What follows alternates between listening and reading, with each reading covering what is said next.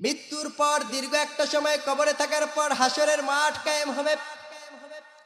হাসরের ময়দান যখন কায়েম হবে, মানুষেরা দৌড়াদৌড়ি করতে লাগবে, আর মানুষের মুখে চেহারার মধ্যে পেরেশানির ছাপ দেখা দেবে।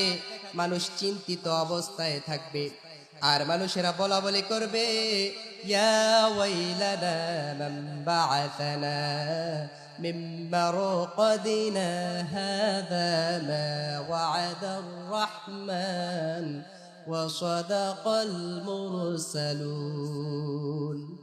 মানুষেরা বলবে, ইয়া ওয়াইলানা মান বাআসানা মিন মারকাদিনা, হায় আমাদের ঘুম কে ভাঙলো, আমাদের ঘুম কে ভাঙলো। যে জাহান্নামে ছিল সে বলবে, আমাদের ঘুম কে ভাঙলো, জাহান্নাম তো আমাদের জন্য ভালো ছিল। জান্নাতে যারা ছিল তারাও বলবে, আমাদের ঘুম কে ভাঙলো, আমরা তো কবরের মধ্যে আরামে ছিলাম। এই হাসরের ময়দান এত ভয়ানক ময়দান, এই ময়দান এত কঠিন ময়দান। সবাই তখন হাসরের ময়দানে এই কথা বলতে থাকবে, আমাদের ঘুম কে ভাঙলো, আমাদের ঘুম কে ভাঙলো। তখন তাফসিরের মধ্যে আসছে, ফেরেশতারা অথবা মুমিন বান্দারা বলবে, হাযা মা ওয়া'আদার রাহমান ওয়া সাদাকাল মুরসালুন।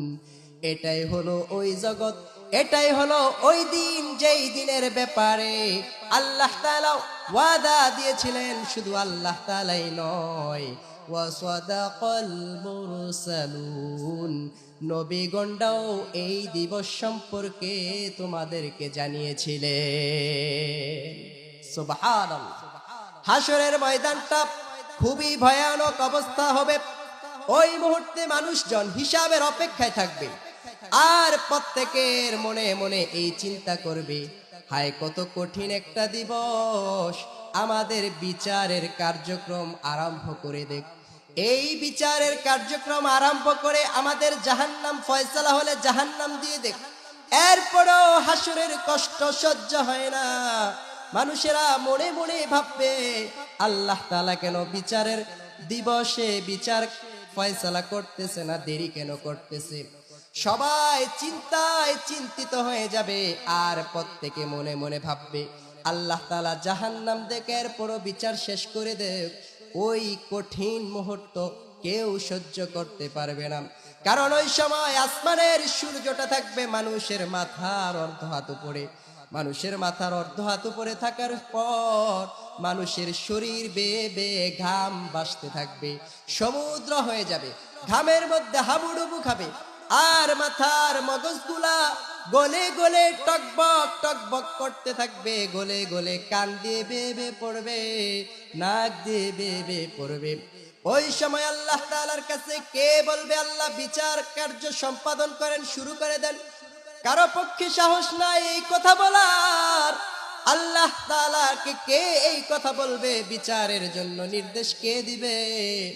সবাই একসাথে একত্রিত হয়ে বলবে, আমাদের আদি পিতা হযরত আদম আলাইহিস সালাতু ওয়াস সালামের কাছে চলো, ওনার কাছে গিয়ে আমরা বলি, আপনি আল্লাহর কাছে সুপারিশ করেন, উনি যেন তাড়াতাড়ি বিচার কার্য সম্পাদন করে দেয়। আদম নবীর কাছে সবাই গিয়ে বলবে, ও আদম নবী, আপনি তো আমাদের আদি পিতা, আপনি তো হলেন সর্বপ্রথম মানব, আপনি আল্লাহর কাছে আপনি বিচার কার্য সম্পাদনের জন্য আদেশ, আপনি আল্লাহ তাআলার কাছে বলেন না যে আল্লাহ তাআলা যেন তাড়াতাড়ি বিচার কার্য শুরু করে দেয়, আমরা তো এই ভয়ানক দিবসে সহ্য করতে পারতেছি না। আদম নবী অপারগতা প্রকাশ করে বলবে, আমার পক্ষে আল্লাহর সামনে এই দিন কথা বলার শক্তি নাই, শক্তি নাই, তোমরা অন্য কারো কাছে চলে যাও। তখন তারা হযরত নূহ নবীর কাছে চলে যাবেন। নূহ নবীও বলবে, আমার পক্ষে আল্লাহর সামনে কথা বলার শক্তি নাই। এরপরে তারা হযরত ইব্রাহিম আলাইহিস সালাতু ওয়াস সালামের কাছে চলে যাবে।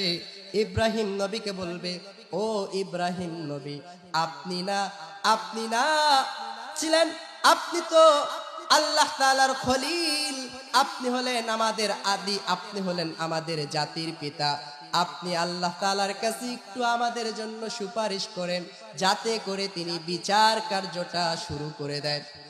হযরত ইব্রাহিম নবী বলবে আমার পক্ষে সম্ভব না। তারা চলে যাবে মূসা নবীর কাছে, মূসা নবী উত্তর দিবে আমার পক্ষে সম্ভব না। এরপরে তারা চলে যাবে হযরত ঈসা নবীর কাছে। ঈসা নবী বলবে আমি তোমাদেরকে এই বিষয়ে, তবে আমি তোমাদেরকে আল্লাহর কাছে এই বিষয়ে সুপারিশ করতে পারবো না, তবে আমি তোমাদেরকে একটা কথা বলে দিতে পারবো। একজন লোক আছে যার কাছে গেলে অবশ্যই তোমরা আশা করতে পারো, তিনি হলেন সারা জাহানের বাদশা, সমস্ত নবীদের সরদার, রাহমাতুল লিল আলামিন, সাইয়্যিদুল মুরসালিন, মুহাম্মাদুর রাসূলুল্লাহ সাল্লাল্লাহু আলাইহি ওয়াসাল্লাম। তার কাছে গেলে অবশ্যই আল্লাহ তাআলার কাছে তিনি তোমাদের জন্য সুপারিশ করতে পারবে। এরপর আল্লাহ তাআলার কাছে, আল্লাহর নবীর কাছে তারা যাওয়ার পর আল্লাহর নবী আরশের নিচে সিজদায় পড়ে যাবেন। সিজদায় পড়ে আল্লাহর কাছে দোয়া করবেন আর আল্লাহ তাআলার প্রশংসা করতে থাকবে। নবী আমার বলেন ওই সময় আমি কি প্রশংসা করব আল্লাহ তাআলা আমাকে জানাই দিবেন। দীর্ঘ একটা সময় যখন ওই মুহূর্তে আমার আপনার নবী আরশের নিচে সিজদায় থাকবেন, আল্লাহ তাআলার গুসা, আল্লাহ তাআলার রাগ চলে যাবে।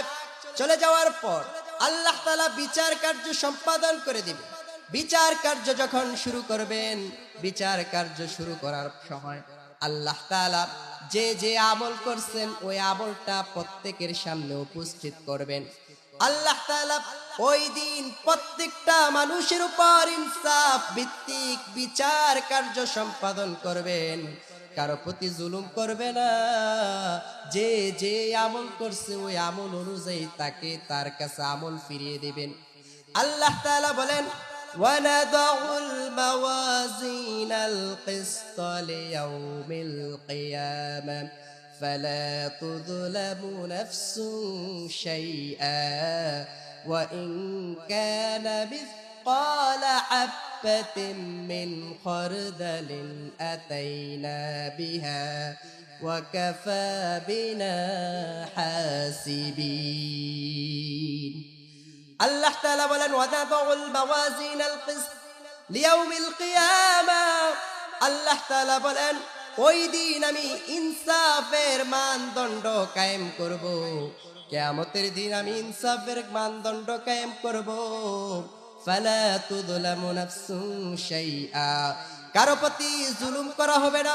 ওয়া ইন কানা মিসকালা হাববাতিন মিন খারদালিন আতাইনা বিহা, যদি কেউ দানা পরিমাণ সরিষা দানা পরিমাণ নেক আমল করে অথবা বদ আমল করে ওই আমলটাও আমি উপস্থিত করব।